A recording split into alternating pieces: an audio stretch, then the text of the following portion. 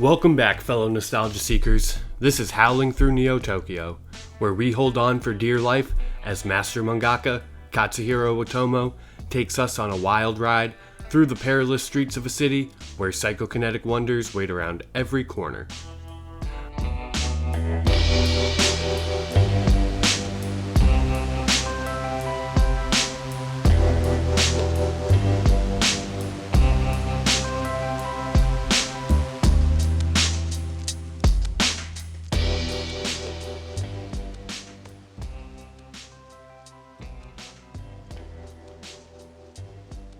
Chapter 24, A Western Wind.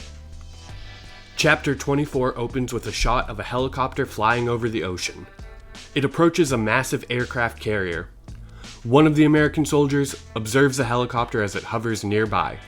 Eventually, he grants clearance for its landing. When the helicopter touches down, a Soviet doctor, named Dr. Dubrovsky, disembarks. He's met by an American who brings him to meet the Admiral. On their way, the American scientist says that, while he's given the Admiral the Cliff Notes, the situation they're studying is beyond his grasp. As the conversation continues, Dubrovsky reveals his concern for how their peers will view them for the work they are about to embark on. Upon entering into a conversation with the Admiral, we learn that the Soviets have removed their forces from the area. A drastic step, considering they had previously taken control over all of northern Japan.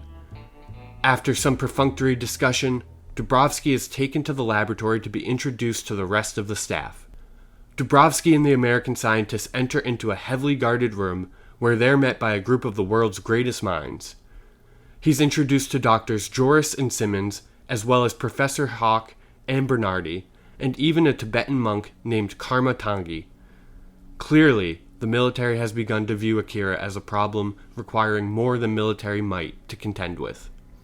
With little time to waste, the group of outcast scholars gather around to debrief Dr. Dubrovsky on the data they've gathered thus far.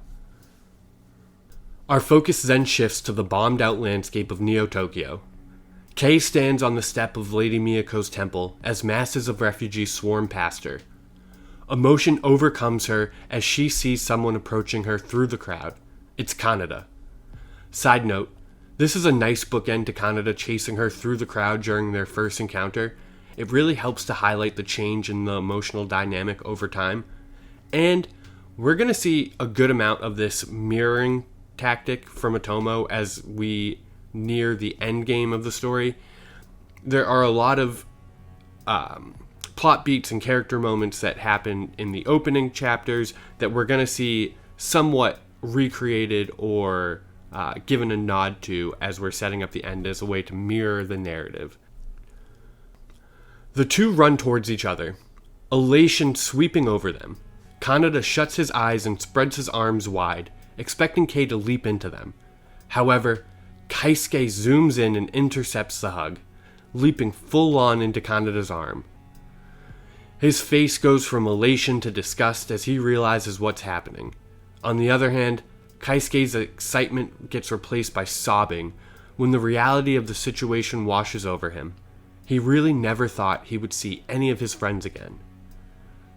On the outskirts of Lady Miyako's territory, several men are startled to see what appears to be a derelict caretaker bot come to life. They drop the body they're moving to take a closer look, just to be shocked when Colonel Shikishima crawls out from underneath the robot. The frail body of Kyoko dangles from his arms as he walks past them towards the temple. As he approaches the temple steps, the crowd parts to let him through, owing to the caretaker bot following him like a dog. Kaneda and Kaisuke are frightened by the sight, assuming it means another attack. However, Kei realizes what's really going on. As is their custom, Kaneda insults the colonel, and the colonel expresses amazement that Kaneda has survived so long. Kei's the first one to pay heed to Kyoko's lifeless body. "Is Kyoko alright?" she asks the colonel. "I'm not certain, but she lost consciousness. She told me to bring her here," the colonel replies. Just then, Lady Miyako arrives on the scene. The first thing she does is clear up some confusion, confessing that she called Kyoko to the temple with her telekinetic powers. When she reaches the colonel and Kyoko, she instructs her monks to carry Kyoko inside. The moment he lets go of her, Colonel Shikishima falls to his knees. Now that he's no longer carrying Kyoko, his bloody gut is revealed for the first time. Unable to support his own weight, a monk helps him to his feet and up the stairs. Kei goes with them, eager to ascertain information regarding Chiyoko's whereabouts. Kaneda and Kaisuke get left behind, humorously commenting on how out of the loop they both are as they climb the steps together. Out at sea, we catch up with the outcast scholars as they compare notes on the happenings of Neo-Tokyo. Based on their conversation, we learn that Tetsuo's recent rebirth, as Lady Miyako dubbed it, was classified as the third Akira phenomenon. The scholars all look on the energy scale graph in astonishment as Professor Bernardi goes over the readings. There were some gamma rays at the heart of the disturbance, as well as evidence of a redshift, which is corroborated by findings from other survey installations that were verified against a time process diagram, Professor Bernardi says.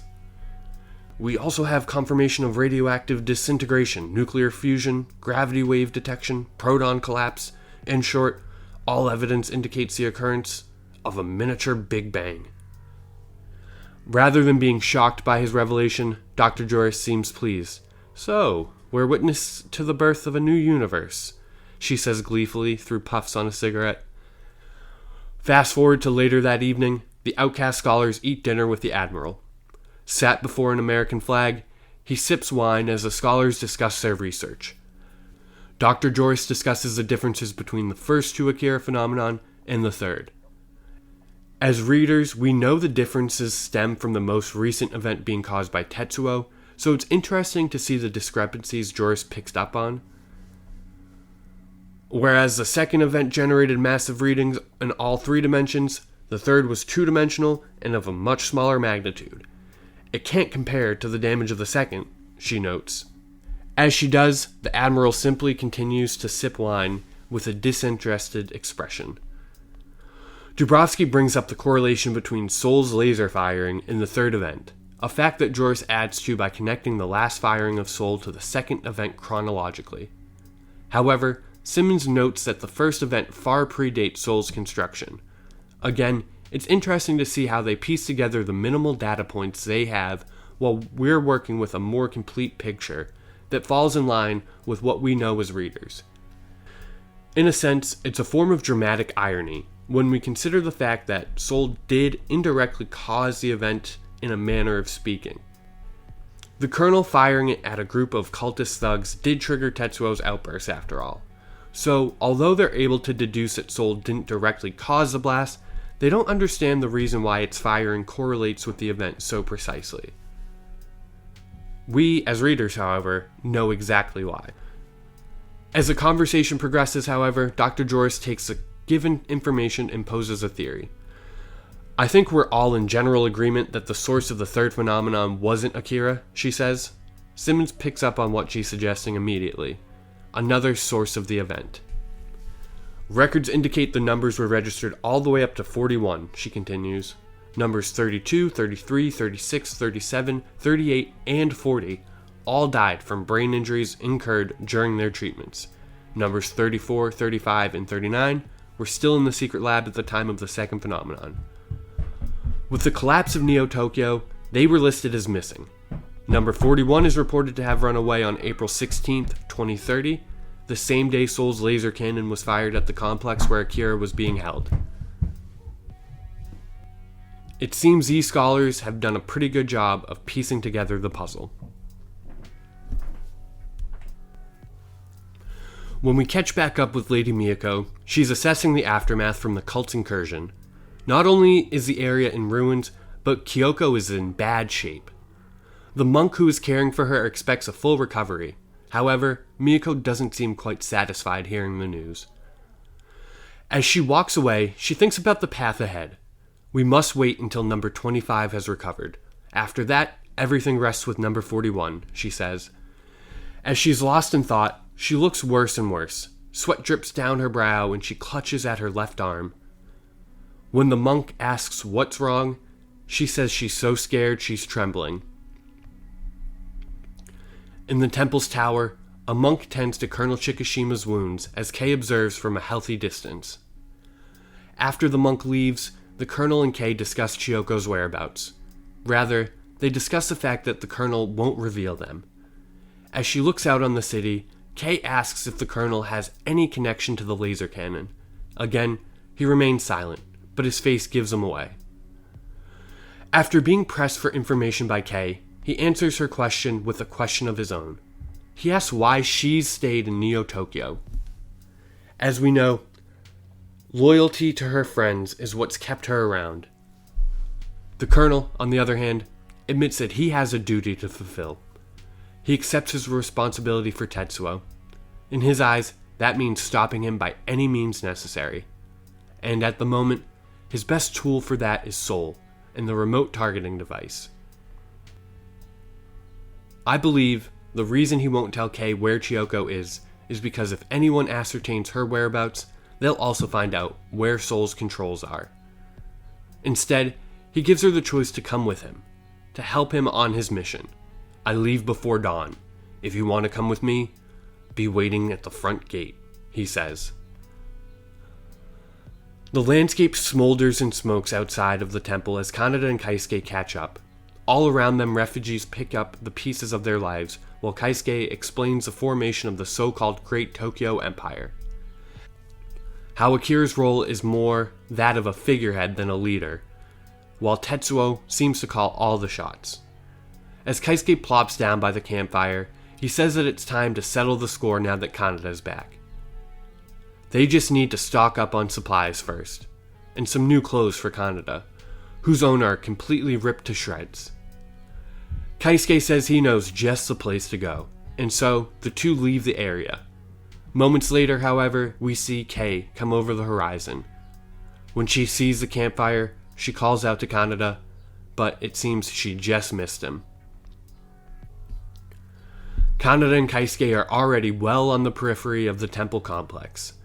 As they walk, Kaneda asks for some more information about Lady Miyako. I really like seeing how Kaisuke describes her, because it's likely how the citizens of Neo-Tokyo view her as well. According to him, she's not only the founder of her own church, but a living goddess, a semi-saint. Her devotees see her temple as a modern Mecca, and are willing to go through hell to get there. Not everyone comes empty-handed either. People bring food, medicine. Some of them go into business. People wanting to trade need valuables. A lot of them become scavengers. There's enough worth ripping off. We've even got bands of thieves. A whole black market community built around the shrine, Kaisuke says. To get what they need, Kaisuke's bringing them to the thieves' quarter. When they arrive, they're greeted by a gas mask-wearing man wielding an assault rifle. Kaisuke greets the armed man like an old friend, being given access to the repurposed hotel. After dispelling incorrect rumors of Miyako's demise in the battle, Kaneda and Kaisuke are led to a back room where a man works on a bike. It's Joker, with a permanent tire mark embedded on his face. It appears as if their feud from the old world still spilled over into the new, bleak dystopia. But, after a time skip, we see Kaneda, Kaisuke, and Joker sitting in a circle, telling the story of how Kaisuke and Joker became friends. The two were sent to the same rehabilitation facility. When the second event occurred, the facility collapsed. Joker was left trapped under some debris when Kaisuke came by. He didn't have to, but Kaisuke dug Joker out, saving his life. His reason being that, despite their past feud, any bikers still living should stick together. Even more so considering that they all have the same enemy now, Tetsuo. Invigorated by their shared hatred, the trio decide to get to work on a plan to take Tetsuo out, once and for all. We then cut back to Lady Miyako's temple. We see Kaneda and Kaisuke's campfire, now dwindled to nothing but ash. On the wall nearby is a note from Kei, informing Kaneda that she took the colonel up on his offer. Our perspective takes us through the rubble to the gate where Kei stands in military fatigues waiting. The colonel arrives shortly after. With little preamble, he orders they begin their journey. The only thing he says is that if anything befalls them, Kei should look out for herself first and foremost. At the Thieves' Quarter, Kaneda is now going through Joker's wares while Joker and Keisuke discuss Taicho's raids on Miyako's temple. Joker's taken aback by the scale of the assault, calling it full-blown warfare. When Joker questions Tetsuo's motives, Keisuke blames the drugs, not really knowing the true gravity of what Tetsuo's going through. As they spoke, Kaneda managed to find a red leather jumpsuit from Joker's wares, quite reminiscent of his old biker jacket. What's even better, Joker has not only a fleet of motorcycles, but he has a red one that's a spitting image of Kaneda's old bike. What's more, Joker's also been able to refurbish one of the military's hover bikes, which they call flying platforms. I've done my best to avoid tangents, but the first time I read this, I remembered them referring to these in some odd way, and for the life of me, I could not find this panel when I was writing the chapters that took place at the secret military base. I knew it was the type of name that's super simple. I just never would have thought to call this thing a flying platform. That's clearly more bike inspired, but that's beside the point. Flying platform. Never in a million years would I have guessed that's what they called it. Anyway, we make a quick cut back to Lady Miyako's temple to see her reaction to Kei's departure. Foolish, acting only for herself, failing to see she belongs to us, she says. She orders her monk to bring Kei back at once, before the scene shifts back to the hotel that serves as the thieves' quarters, soon after this conversation. We see a messenger from the shrine arriving. Inside, Kaneda is shocked to hear that Miyako has summoned him. But when the messenger says it has to do with Kei, his shocked expression is replaced with one of determination. On the outskirts of Akira territory, we catch up with the Colonel and Kei. Kei appears to have sensed someone watching her, but she can't see anyone, so she dismisses the notion. However, we then get a shot of Seer, who has picked up their presence on his telekinetic web. At Akira's hideout, we see Taicho urgently searching for Tetsuo. He calls out to him over and over as he strides past the throne and into Tetsuo's chambers. Inside, he only finds Kaori. She informs Taicho that Tetsuo and Akira vanished all of a sudden, and she has no idea where they went. Incensed, Taicho cocks back his arm to backhand the girl, but he stopped when the ground shakes and explosions begin to go off in the distance. Chapter 25, Vision Underground. To open Chapter 25, we see the impact of the earthquake ripping through the city. Ryu and Yamada are forced to flee a decrepit building. Kei and the Colonel must evade falling rubble. The sculpture behind Miyako cracks and shakes. One of her monks inquires if it's Tetsuo's doing, but even Miyako is unaware of the origin. We then see Kaneda and Keisuke storming into her chambers. One of the monks, concerned with decorum, tries to get Kaneda to stand back, but he refuses. He brushes right past the guy and starts giving Miyako an earful. First you sent for me, and now you're telling me to stay back? I don't have to take that shit, he says. Which is a perfect reaction in a situation like this, and I love how much this moment makes Kaneda's return really be felt. Writing this, I feel like I really felt his absence so much. There's a certain amount of levity that his character brings into even the most serious moments that does so much for the manga. Offended, the monks flank him, but to their surprise, Miyako dismisses them so she can talk to Kaneda alone. She has a request for him: search for Kei. Maintaining that classic Kaneda energy, he says he's gonna search for her, but not because Miyako told him to. He's doing it because he wants to. I feel like here we get another bit of dramatic irony, as Miyako refers to Kei as being as precious as a daughter, but in the last chapter she referred to Kei as belonging to her. Knowing that as a reader really undercuts the maternal image she's trying to paint for Kaneda. Coincidentally, her diatribe is cut short by yet another tremor. However, this one seems different. Our perspective zooms out, where we see an explosion rip through the side of a skyscraper. Then we see Akira's throne as the tremor intensifies. When Taicho and Kaori peek their heads through the curtain to see what's going on, they see that Akira and Tetsuo have returned, signaling that the earthquake everyone felt had something to do with their powers. Notably, there's something different about Tetsuo. It's almost as if he's undergone a transformation. His face is placid, healthy looking even. His hair is trim and neat, and he's wearing all white. When Taicho sees Tetsuo, he leaps right into a confession. He admits to bringing all of their forces into battle against Miyako and losing terribly. He asks for Tetsuo's help to lead another siege, but Tetsuo dismisses him. When Taicho lashes out in anger at Tetsuo's response, he's sent stumbling backwards by a flaring of Tetsuo's immense power. Inside, Akira and Tetsuo both lay down to rest. Kaori tucks Akira in and then checks on Tetsuo. In a move wholly uncharacteristic of what we've seen so far, as the image Tetsuo tries to present, he asks the girl to stay with him and snuggles up close to her in order to fall asleep. When we catch up with the US's nearby aircraft carrier, we see the crew scrambling to brace the deck for the waves created by the earthquake. It appears it was so powerful it created a tsunami that's heading straight for them. As the waves move closer, we see the outcast scholars in their offices as they brace for impact. Once the tsunami subsides, we see the Admiral as he checks in on the scholars.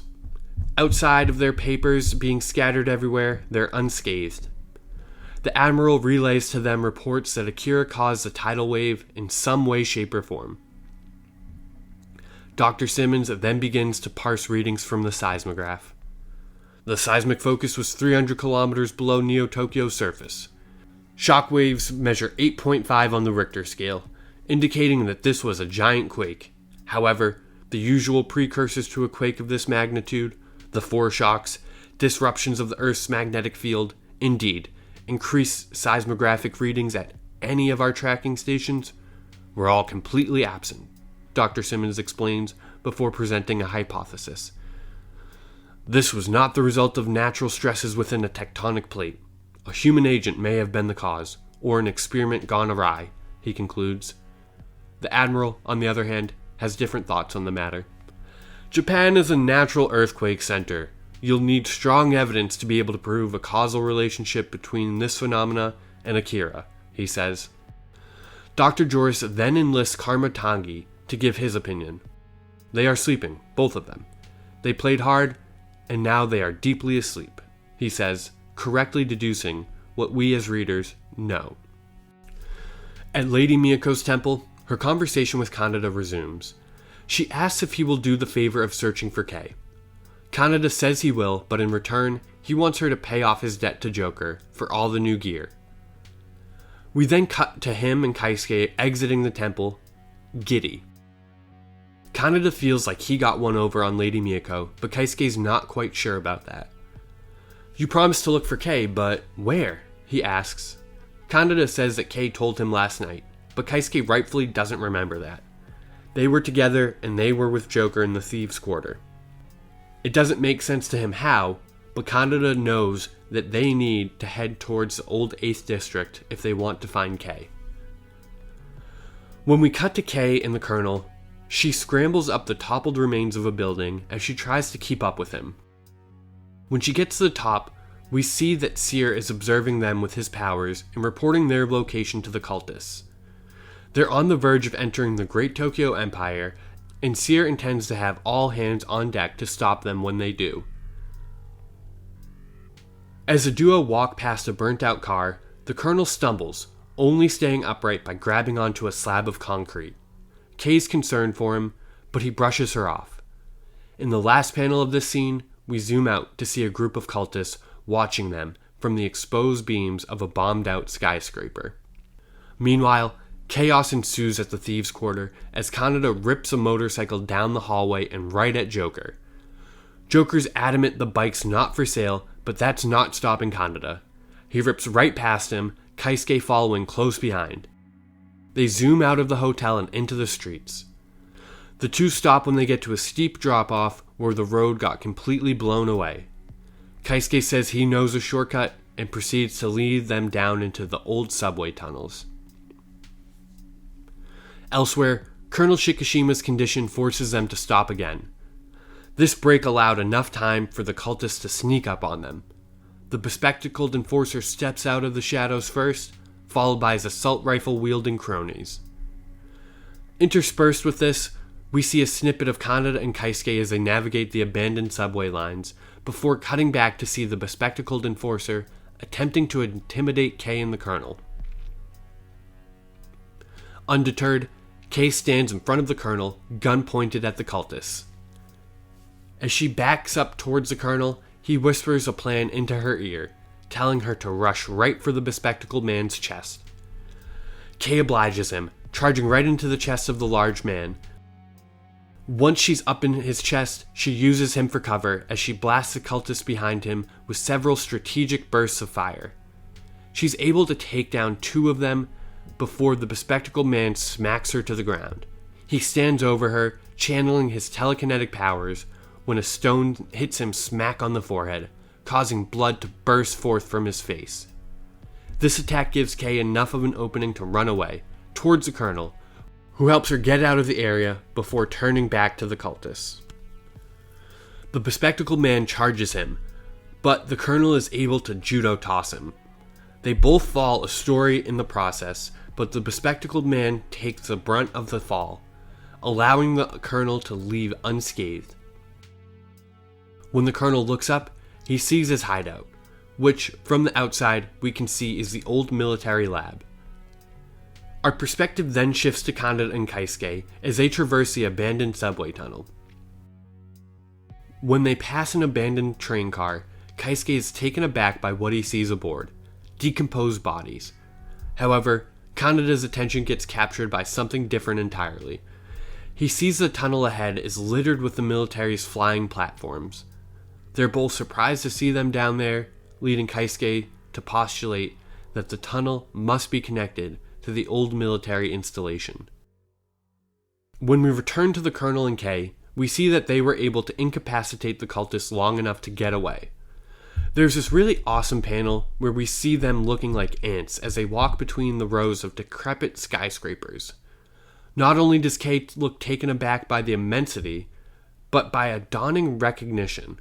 She remembers her time at the secret military lab, way back before Akira turned Neo-Tokyo into a wasteland.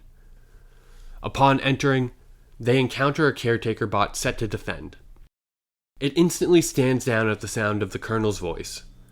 The duo don't pause for long, continuing their way inside the building. Lurking behind them, we see the silhouettes of bedraggled cultists. Not only are they out for blood, they called for reinforcements as well. Inside, the Colonel leads the way up an imposing set of steps. At the top of the stairs, the Doctor stands half obscured by shadow, looking more sinister than welcoming. He tries to tell the Colonel off for dragging yet another visitor into their hideout, but the Colonel ignores him.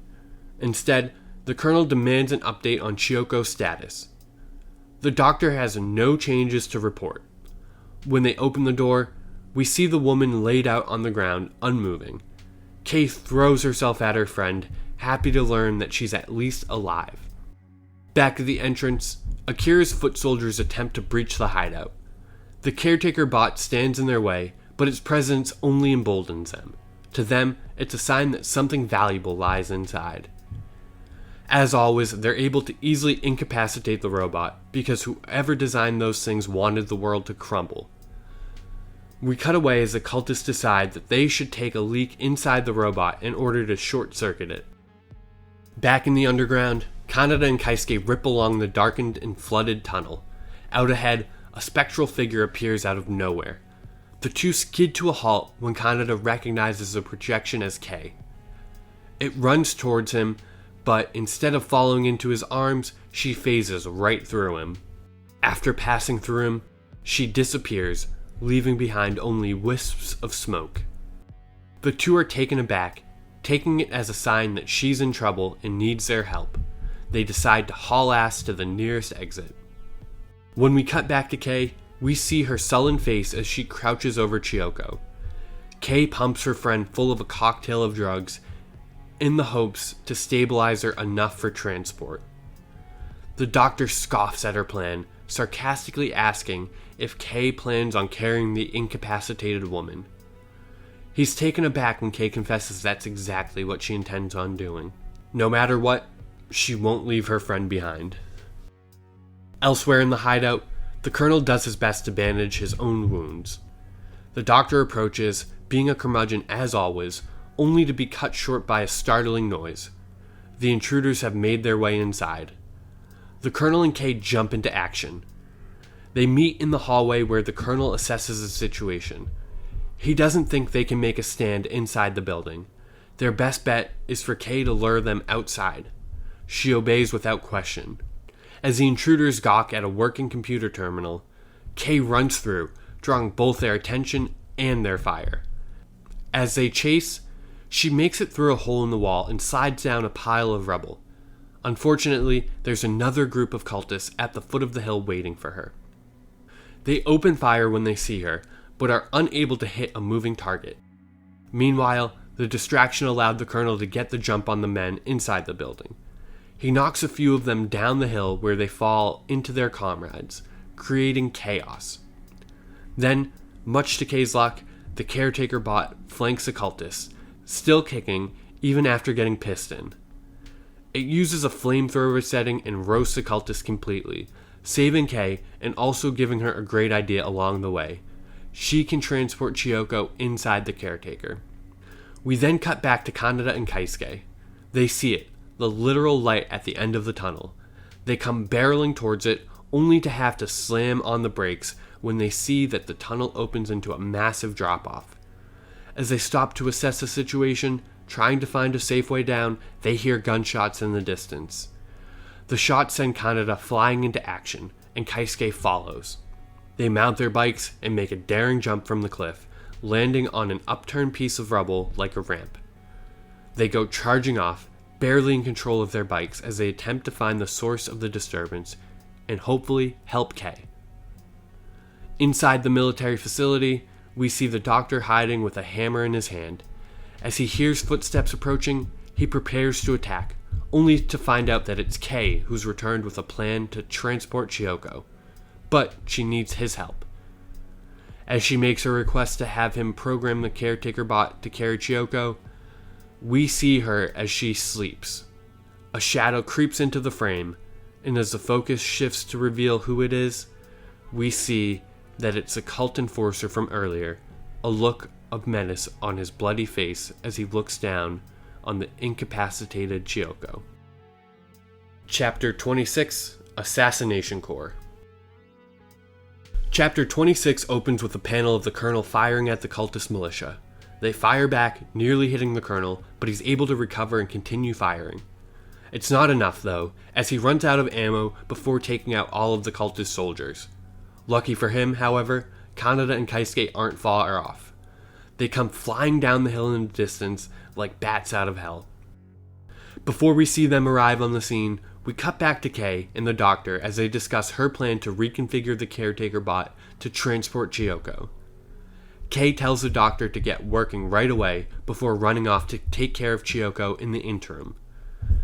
As she nears Chiyoko's quarters, she's unnerved by what she sees. Drops of blood leading down the corridor. To her benefit, she puts her guard up, approaching the dim room cautiously.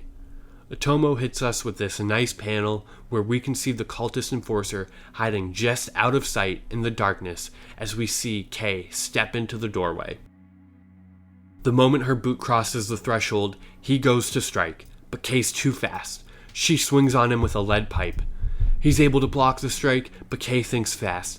She jumps backward through the doorway, jamming the pipe across it so that when he chases, it hits him in the gut and forces him to stop, giving her just enough time to turn and flee. As she runs, the enforcer shows off his strength, ripping the pipe straight through the wall. Kay runs down the hallway, beckoning the doctor to do the same as the enforcer winds up with the pipe like a javelin. He unleashes a throw just as Kay reaches the doctor. They look back just in time for Kay to jump out of the way before the projectile flies by her with immense force. Having missed, the enforcer charges down the corridor to finish the job by hand. Meanwhile, the colonel remains pinned down and out of ammo. However, Kaneda shows up just in time, saving his one-time mortal enemy by distracting the cultist while Keisuke sneaks up and takes him by surprise. As Kaneda comically rubs the welt on his head from the crash, the colonel stands in absolute shock at the fact that Kaneda came to save him. We then cut back to Kei and the doctor as they fight for their life against the cultist enforcer. The doctor gets thrown aside like a sack of potatoes, but Kei manages to grab the pipe again. She's able to use it and her speed to create enough of an opening to get away. But she ends up tripping on some wires from the computer terminal we saw earlier. She falls face first, and not long after, the enforcer lunges on top of her. He's got his hand on her face and begins to use his psychokinetic powers on her. We can see the strain on his face, the blood pouring from every orifice, as he does his best to explode her head from within. Based on the look on her face, it seems like he's close to succeeding, but then a bullet rips through his arm, then another and another. The colonel unloads an entire magazine into him as Kaneda runs to Kei's side. He grabs her in his arms, begging her to speak to him, but she's unresponsive. Again, a good way of Otomo to mirror events from early in the story. This is quite similar to when we saw Tetsuo encounter number 26 and end up incapacitated, with his friends around him trying to get him to say anything but him being unresponsive. As the skirmish settles, we see the remnants of destruction, the bloody and broken bodies all over the place, all cast in gold by a setting sun. We then see the sunset juxtaposed with Akira napping, peacefully on his stone throne, cotton candy clouds out in the distance. Also out in the distance is the US's military aircraft carrier. Aboard, a scientist moves across the deck with panicked steps.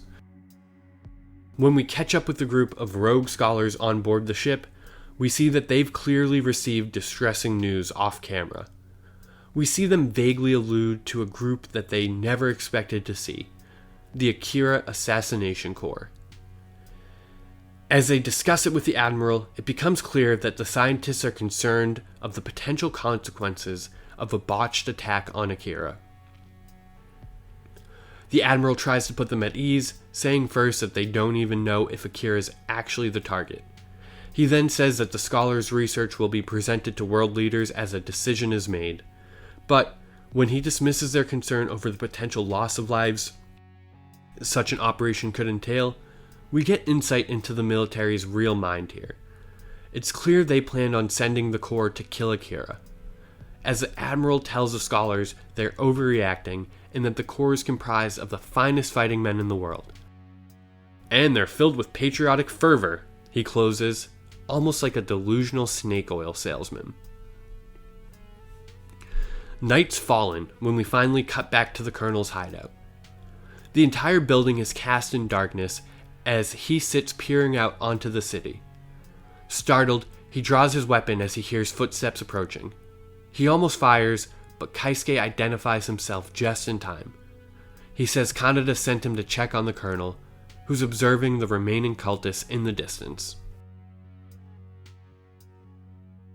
The cultists dance and sing loudly around a bonfire, the only source of light on the horizon. Keisuke notices that they're all in harmony and explains it has to do with the special drug they've been ingesting. He calls them a bunch of junkies, resentment in his voice, before blaming the Colonel for his role in creating those drugs in the first place. We then cut to Kaneda. He sits at Kei's bedside where she's still unresponsive. As he looks down on her, his attention gets caught by Keisuke, who's calling for him. He rises and walks out of the room, casting one last look over to Kei before vacating. The two catch up before deciding to check on the doctor's progress, adapting the caretaker bot. It looks like he's actually hard at work for once, although still begging for a cigarette. Our attention is briefly brought back to the military ship as a helicopter lands, carrying the Akira Assassination Corps. Inside the ship, the scholars lament how young the group is. Does the Admiral really plan to send children into Neo-Tokyo? They say.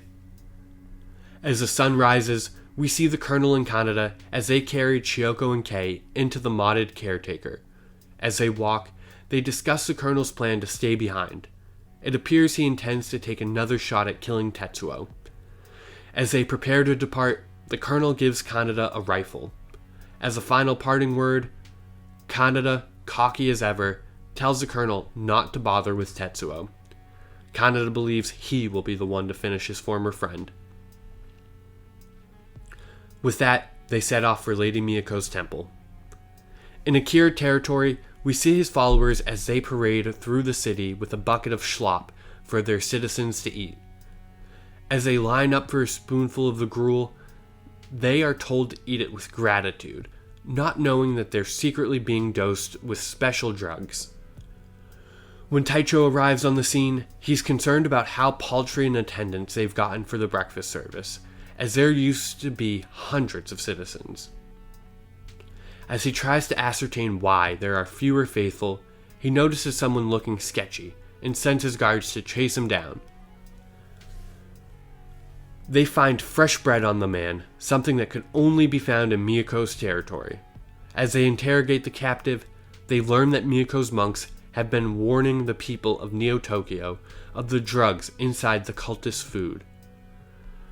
Taicho is again pissed at Lady Miyako, undermining his operation, but he doesn't have long to stew as a helicopter passes overhead, drawing his attention. On top of a building in the distance, we see Lieutenant Yamada light off a flare to lead the chopper in. All the while, Seer calls out updates on the telekinetic network. Seer identifies Yamada as a spy in their territory just as the helicopter nears his position. As it passes, it drops a package.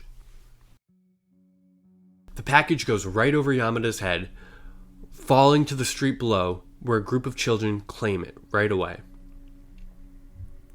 Yamada yells down to them, telling them to stay away, concern etched across his face. Clearly, there's something either incredibly sensitive or incredibly dangerous inside of that package. But when he peeks his head out of the window, he sees the children aren't alone.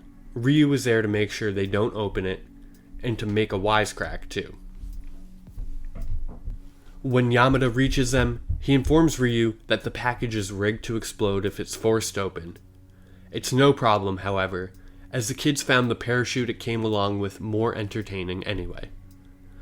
As they play with it nearby, he hauls the package away on his shoulder, Ryu right behind him. Back at their hideout, Tetsuo watches placidly as the helicopter flies off back out to sea.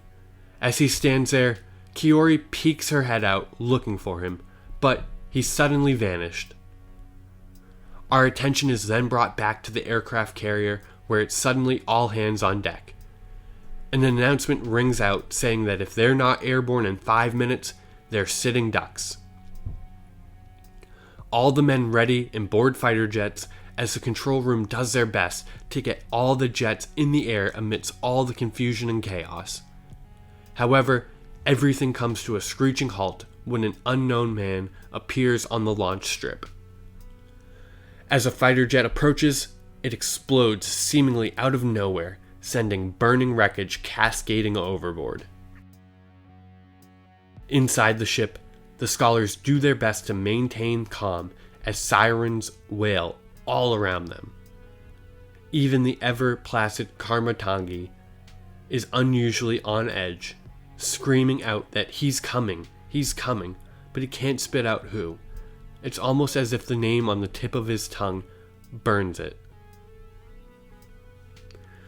The lights then cut off, and Karmatangi turns to see Tetsuo standing at the head of the desk, calmly perusing some paperwork. When the others become aware of him, they're all equally as confused and concerned.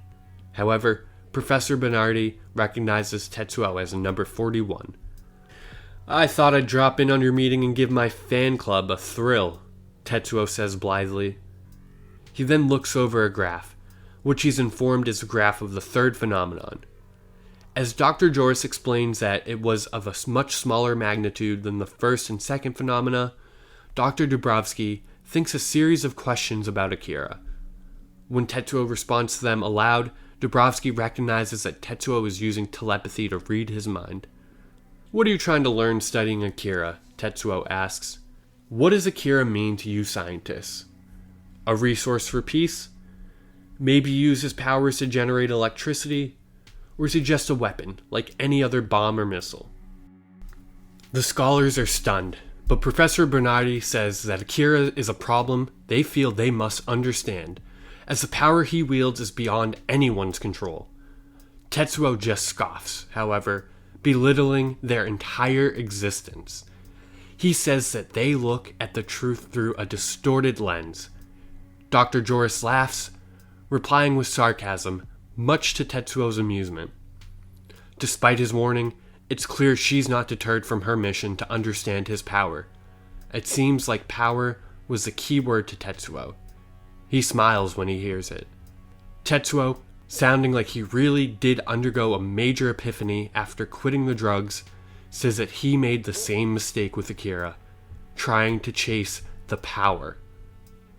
The more power I expended, the more I wanted to expend. It was never enough. You have to break free of yourself before you can reach a higher level, he says.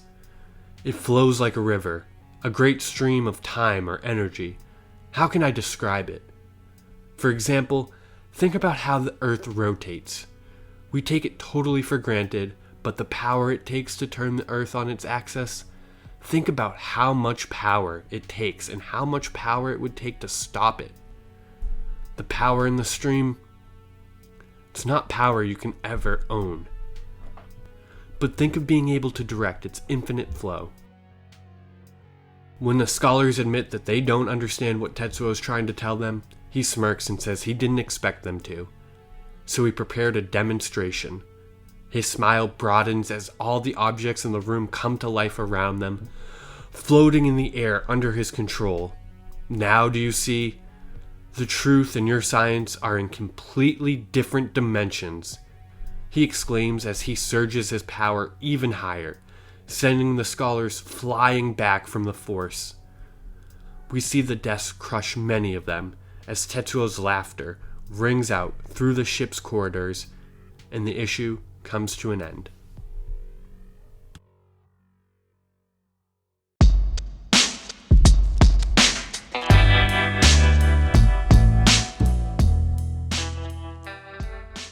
Till next time, guys, I really have nothing to fucking say.